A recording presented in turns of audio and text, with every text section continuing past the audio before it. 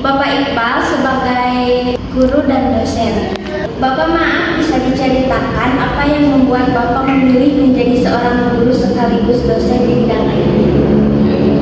Jadi awalnya itu Bapak termotivasi untuk menjadi seorang pengajar dari mulai ingin menjadi asisten dosen. Tapi ternyata ketika tes asisten dosen dulu Bapak nggak terima, sehingga masih penasaran dan akhirnya karena nggak terima waktu itu masih semester 7. Dan semester 7 itu akhirnya Bapak mencoba untuk melamar ke sekolah SMK waktu itu, dan alhamdulillahnya diterima. Nah dari sana ketika Bapak masuk kuliah sudah mengajar, terus Bapak mencoba untuk menggali potensi Bapak sendiri, passion Bapak di mana. Nah ternyata Bapak senang mengajar dan memperdalam ilmu mengajar, meskipun Bapak bukan dari awalnya dari keguruan, dari awalnya Bapak jurusan teknik ya di waktu kuliah di teknik informatika. Terus Bapak termotivasi untuk mengajar karena pertama Bapak ingin mencerdaskan bangsa sesuai dengan Undang-Undang 1945, dan terus menggali belajar untuk menjadi seorang guru seperti apa, mulai dari pelatihan-pelatihan, terus belajar dari pengalaman terdahulu, dari kegagalan terdahulu ketika ini di terus belajar dari sana.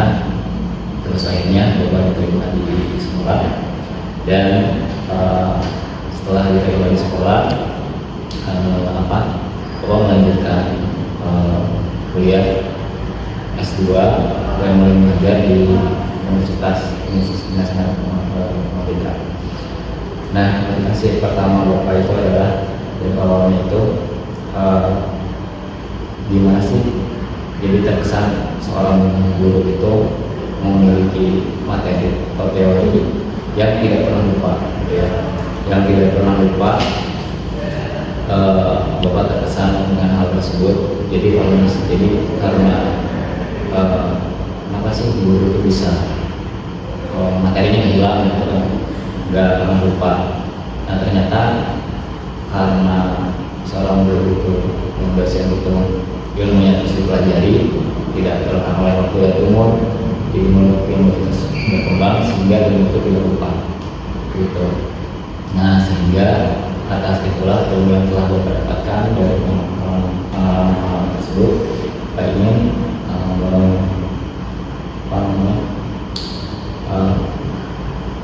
memberikan kepada murid-murid Bapak sendiri, ya termasuk murid di sekolah, terus di kampus. Dengan begitu mungkin Bapak bisa memanfaatkan ilmu Bapak untuk semuanya. Apa tantangan terbesar yang Bapak hadapi dalam mengajar IT di dua level ini? Tantangan terbesar Bapak pertama sebenarnya tidak terlalu jauh ya, sama-sama hampir sama maksudnya. Tantangan pertama misalnya Bapak mengajar di sekolah itu adalah karakter ya, jadi dari karakter peserta didiknya itu berbeda dengan di kampus atau di universitas. Nah, tantangan besar pertama tentu Bapak harus lebih bisa berekstra untuk memberikan materi sekaligus membina karakter mereka. Nah, untuk di universitas itu sendiri sebenarnya untuk tantangan itu sangat banyak ya. Salah satunya adalah tantangannya itu bagaimana supaya agar Bapak dapat memberikan sebuah materi yang mudah dimengerti dan dipahami oleh mahasiswa. Seperti itu. Terus memiliki target pencapaian dari setiap mahasiswa agar mata kuliah yang telah dipelajari itu tercapai dari segi kompetensi, dari segi kreativitas, dari segi teorinya. Menurut Bapak, bagaimana pendidikan IT di Indonesia dapat berkembang lebih baik? Pendidikan IT menurut Bapak, pendidikan IT supaya dapat berkembang lebih baik, pertama IT itu adalah ilmu yang cepat berkembangnya, sehingga kita sebagai mahasiswa IT atau siswa IT tentu harus mengikuti yang tersebut. Pertama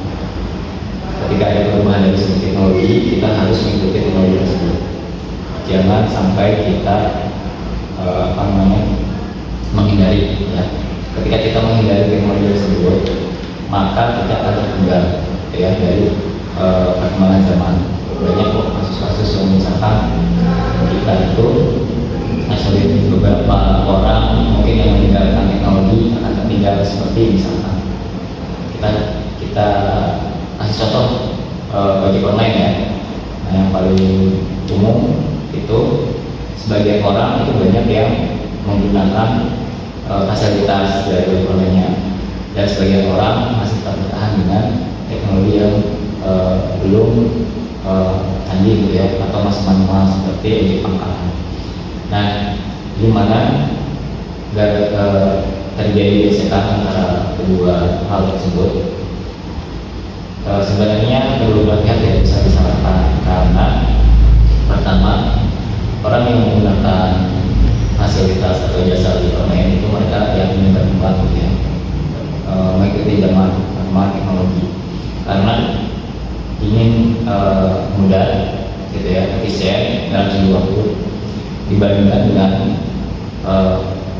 ojek pangkalannya gitu ya. Ojek pangkalan kita harus datang dulu ke pangkalannya baru dijemput, baru jalan. Tapi kalau misalkan ojek online ya kita tunggu di rumah terus gitu.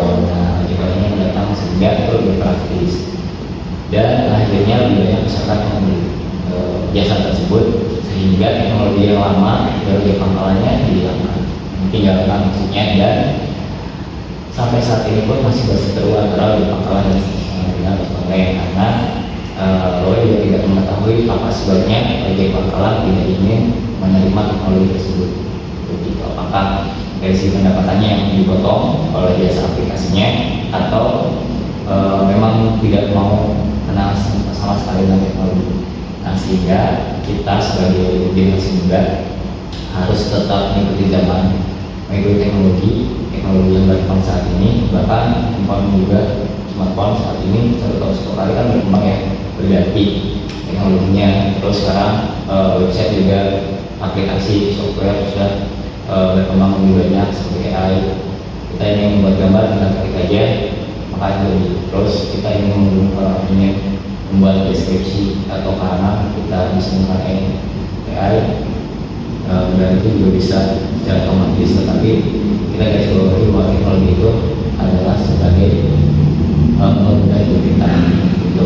Sehingga kita jangan sampai tertinggal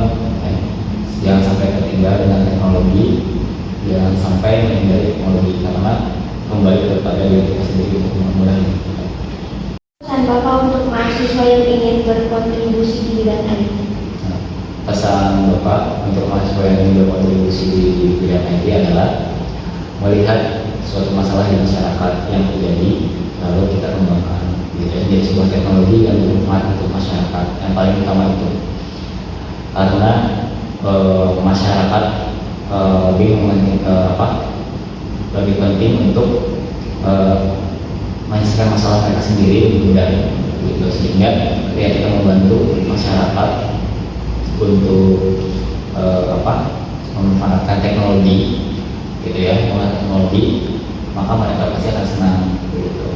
Dan awal teknologi yang kita ciptakan saat ini itu berawal dari masalah yang berada di lingkungan kita sendiri, di masyarakat gitu. Sebagai salah satu contoh tadi ojek online, terus kayak GoFood, terus aplikasi kayak M-Banking, terus wallet, terus e-commerce kayak Tokopedia, Shopee, terus kayak media sosial. Nah, semuanya itu adalah berawal dari masyarakat, masalah-masalah yang ada di masyarakat. Sebenarnya itu, jadi yang pertama adalah masalah-masalah yang ada di masyarakat. Terus mengembangkannya, yang kedua mengembangkannya menjadi sebuah teknologi yang bermanfaat bagi masyarakat. Ketiga adalah tetap mengembangkan aplikasi tersebut dengan baik. Terima kasih kepada Bapak Iqbal yang telah meluangkan waktunya untuk diwawancarai.